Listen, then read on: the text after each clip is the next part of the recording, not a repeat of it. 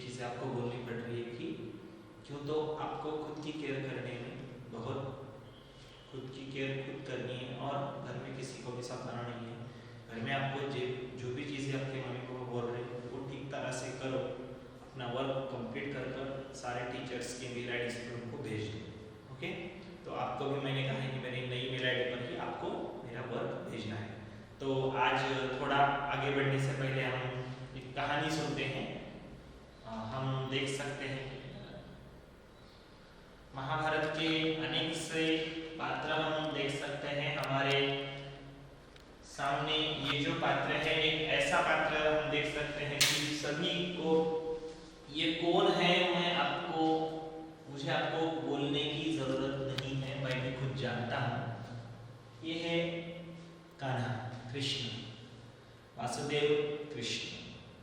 उनके जीवन काल में हम देख सकते हैं कि बहुत सारे अप एंड डाउन उनके भी सामने आए, लेकिन उन्होंने कभी भी किसी भी चीज के गम के बारे में सोचना या कभी भी उसी वजह से फ्रस्ट्रेट हो जाना, ऐसी चीजें कृष्ण के जीवन काल में हमें कभी भी नहीं दिखती। उल्टा हर एक चीज को वो बहुत ही अच्छी ढंग से उन्होंने मित्रता भी बहुत अच्छी निभाई। यानी कि दरिद्री उनके जो दोस्त थे उनके साथ भी वो बहुत अच्छे से रहते थे, लेकिन खुद एक राजा होते हुए भी उनके पास एक विनम्रता बहुत एक बड़ी चीज होती है कि इंसान के पास ताकत आने के बाद घमंड आ जाता है, पैसा आने के बाद उसको घमंड आ जाता है, लेकिन कृष्ण के जीवन काल में ऐसी चीजें हमें कहीं पे भी दिखने नहीं मिलती। ये सच बात है।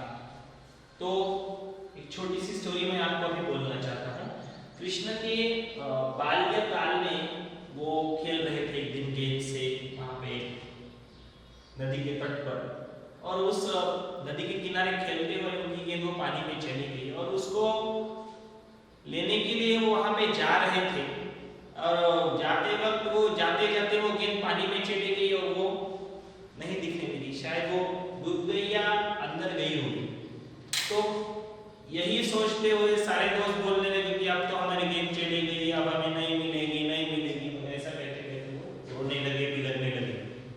तो कृष्ण का एक बहुत बड़ा हमेशा से ये रहा है कि कृष्ण कोई भी संकट में कैसे भी हो, कोई भी उनके सामने प्रॉब्लम हो, वो सारे प्रॉब्लम्स में खुद डट कर खड़े होते हैं।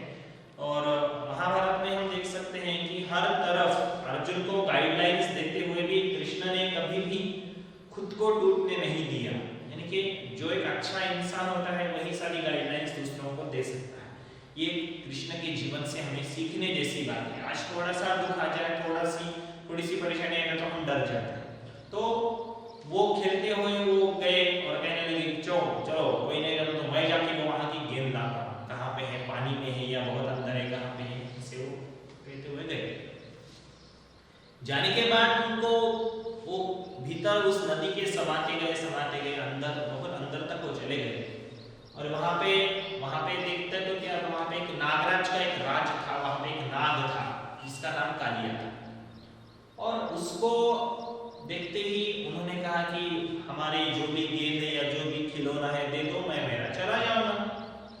तो कालिया कहता है कि तुम यहाँ पे आए तो अपनी मर्जी से हो, लेकिन जाओगे लेकिन सिर्फ मेरी मर्जी से, लेकिन यहाँ तक आज तक जो भी आया है हमारे नागलोक तक कोई भी वापस नहीं गया।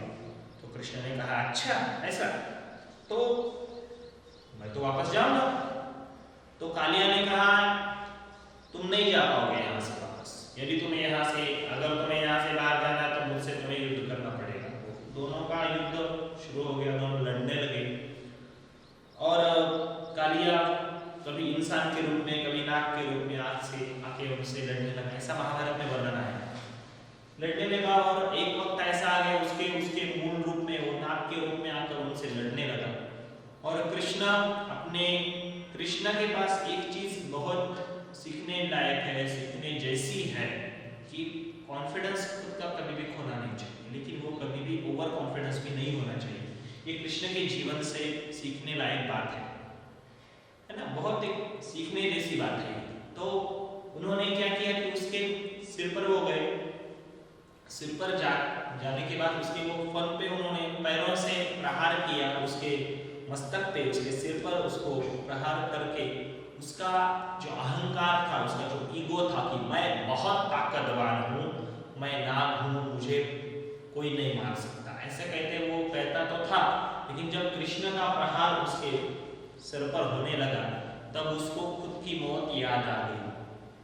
अब उसको कंफर्मेशन हो गया कि अब वो जिंदा नहीं रहेगा। तो उसके बाद उसने माफी मांगी और कृष्ण ने कहा कि तेरे अहंकार का दमन मुझे करना था, इसलिए मैं यहाँ पर आया।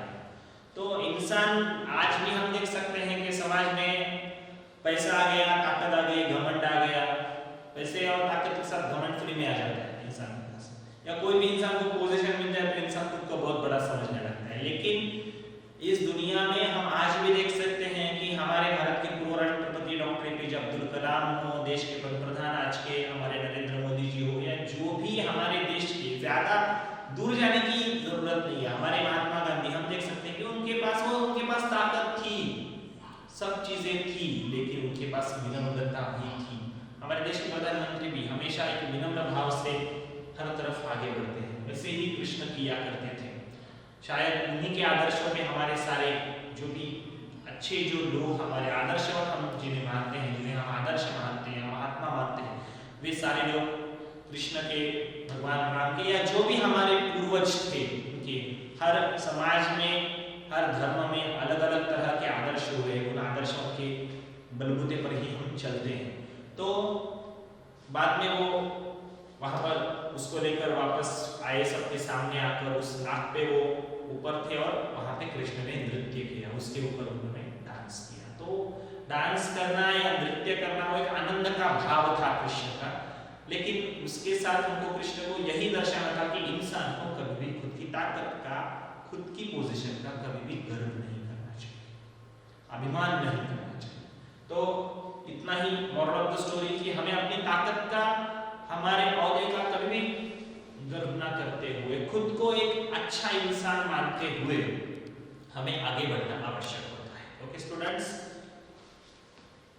भगवद गीता का श्लोक है, यदा यदा हि धर्मस्य ग्लानिर्भवति भारत अभ्युत्थानम् अधर्मस्य तदात्मानं सृजाम्यहम्। ये श्लोक मैंने किसके लिए लिखा है आप जानते हो? ये कृष्ण ने भगवद गीता में कहा है कि जब जब धर्म पर या अच्छे लोगों के ऊपर बुरा वक्त आएगा तब तब मैं आऊंगा, ऐसा उनका एक प्रॉमिस है सारी दुनिया में।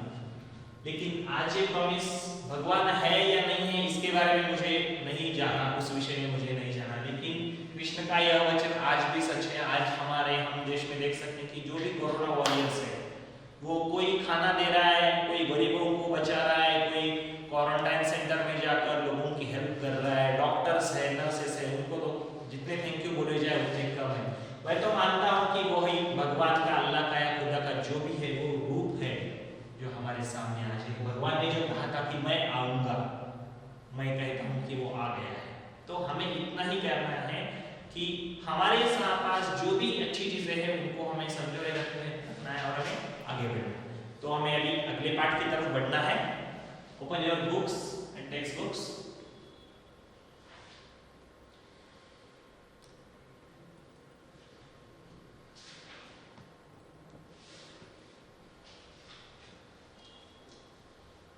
हम कल हमारा राइटिंग वर्क पूरा कर चुके हैं।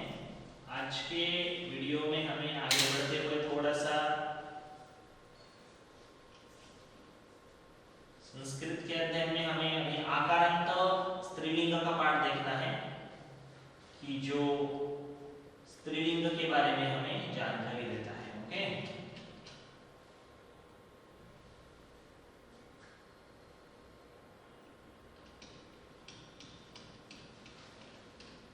रमा, शाटिका, बालिका, रुजुता, है ना, माला, सीता, गीता, वनिता, ये जो सारे नाम होते हैं ये सारे आकारांत स्त्रीलिंग के संदर्भ में हमारे सामने आते हैं। यानी कि स्त्रीवाची पद लेकिन उसके अंत में आ आता है। यहाँ पे हम देख सकते हैं ना, राइटिंग वर्क का ये भाग है। कुछ शब्द पढ़ लेते हैं इन द बिगिनिंग। ओके, सूचिका, पिपीलिका, कुंचिका, मक्षिका, उत्पीठिका, द्विचक्रिका, अग्निपेटिका, मातिका, वीणा, इस तरह से, यानी कि जिसके अंत में आ है ऐसे पद, उनका हमें आज अध्ययन करना है।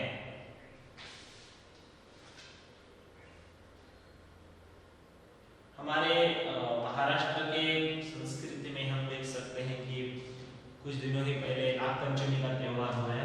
उस नागपंचमी के त्योहार के वक्त घर में झूला बांधते हैं, खेतों में ज्यादातर झूले होते हैं बड़े बड़े, और वहां पे खेलते हैं। आजकल जिनके पास खेत नहीं हो घर में झूला बांध कर ही खेलते हैं।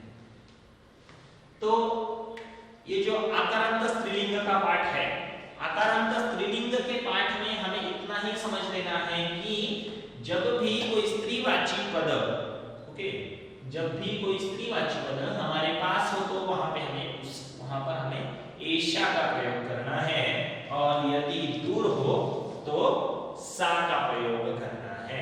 ओके, अब देख सकते हैं हम पाठ में हम देख सकते हैं एषा का, एषा का, एषा दोला। यह क्या है? यह झूला है। दोला कुत्र अस्ति?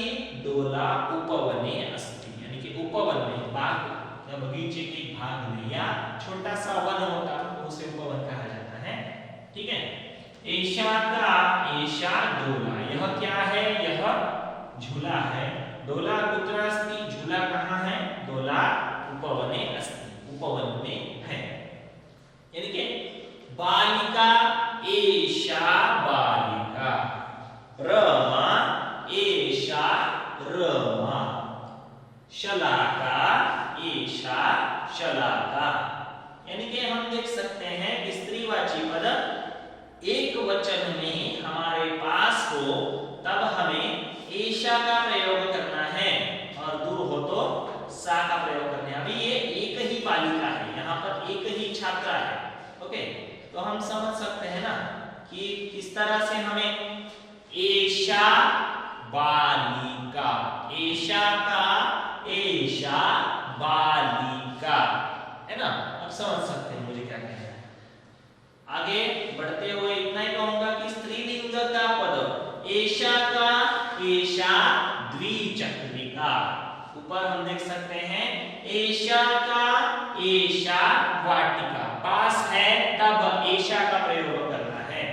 ओके, आगे क्या है? हाँ, एषा माला, एषा का, एषा माला, छात्रा, एषा का, एषा छात्रा। स्त्रीलिंग में पद पास है तो एषा का प्रयोग करना है। छात्रा किम करोति? वो स्टूडेंट क्या कर रही है? छात्रा पश्यति, छात्रा किम करोति? छात्रा पश्यति। ठीक है, तो आगे यहाँ पे हमने हमारी बुक का ये जो पेज है हमने यहाँ पे ये देखा है, एषा का प्रयोग करना है। एषा बालिका, एषा रमा, एषा सीता, एषा शाटिका, एषा, एषा घटिका, पास है तो एषा। ठीक है, इस तरह से। अब अगला आता है सा। सा कब यूज करेंगे हम? सा कब यूज करेंगे? स्त्रीलिंग पद जब दूर हो। मुझसे दूर है, क्या दूर है? घड़ी मुझसे दूर है, इसलिए मैं क्या यूज करूंगा? एषा का। ऐसे कहूंगा क्या? नहीं। यदि पास है तो कहूंगा एषा का, लेकिन दूर है तो सा का, सा का, सा घटिका, सा का, सा घटिका।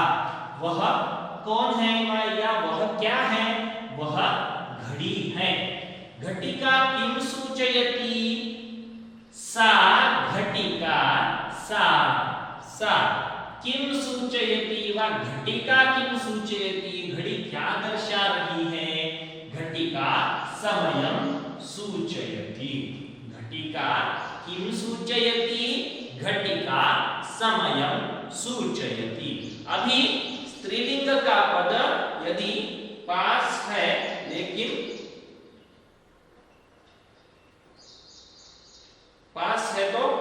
हमें कौन सा सर्वनाम यूज करना था? हम यूज कर चुके हैं ऐशा, लेकिन अभी दूर है तो हमें कौन सा सर्वनाम यूज करना है? हमें यूज करना है सा।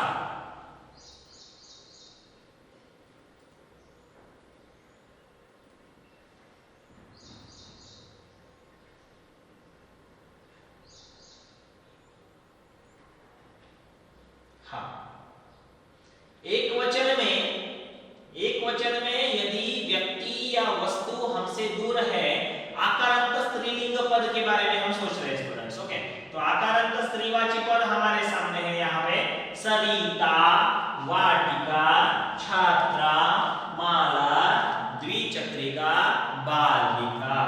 सा का सा सरिता, सा का सा बालिका, सा का सा द्विचक्रिका, सा का सा माला।